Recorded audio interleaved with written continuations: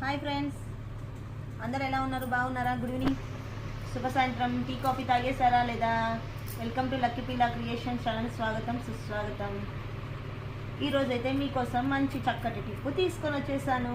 నాకు తెలిసింది చెప్తున్నాను, మీకు తెలియదని కాదు. కొంతమందికి తెలుసో తెలీదో తెలియదు కదా, నాకు కూడా తెలియదు సరిగా. నాకు తెలిసిన వరకు చెప్తున్నాను. ఏం లేదు ఫ్రెండ్స్, ఇప్పుడు కార్తీక మాసం స్టార్ట్ అయిపోయింది కదా, అంటే ఇంకా పూజలు, వ్రతాలు, నోములు అన్నీ వచ్చేస్తుంటాయి. మనకు ఎమర్జెన్సీగా అప్పటికప్పుడు పూలు తెచ్చుకొని వెంటనే అందుబాటులో ఉండొచ్చు, ఉండకపోవచ్చు. ఇంకా కార్తీకాలు ఇవన్నీ వచ్చేసాయంటే పూల రేట్లు కూడా బాగా ఉంటాయి. కాబట్టి చక్కగా పువ్వులు తెచ్చుకున్నాను నేనైతే. కార్తీక మాసం వస్తుంది, ఇంకా దివాళీ వస్తుంది, ఇంకా 24 అవర్స్ ఇంట్లో పూలు ఉండాలి అవైలబుల్గా అని చెప్పేసి పువ్వులు తెచ్చుకున్నాను. ఇందాక తెచ్చుకొని చూపించేసి అది లాంగ్ వీడియో కింద అప్లోడ్ చేసేసాను. సరే, షార్ట్ వీడియోలో కూడా మీ అందరికీ తెలియని వాళ్ళకి కూడా తెలుసుకుంటారని చెప్పి చెప్తున్నా.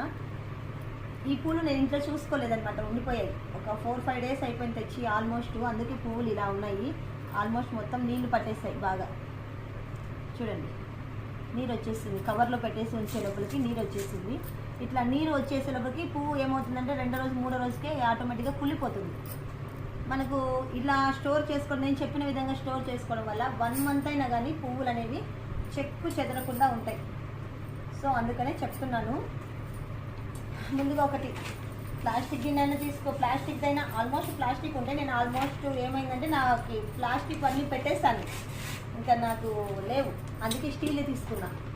ఏదైనా ఒక స్టోర్ చేసుకోవడానికి, పువ్వులు స్టోర్ చేసుకోవడానికి ఒక బౌల్ తీసుకొని అందులో ఇలా న్యూస్ పేపర్ అయినా కానీ హ్యాండ్ కర్చీఫ్ అయినా పర్వాలేదు వేసేయచ్చు. ఫుల్ డీటెయిల్స్ అనేవి లాంగ్ వీడియోలో పోస్ట్ చేశాను. సో ప్లీజ్ మీరు అందరూ వెళ్ళి పోస్ట్ చేసిన వీడియోని చూడండి.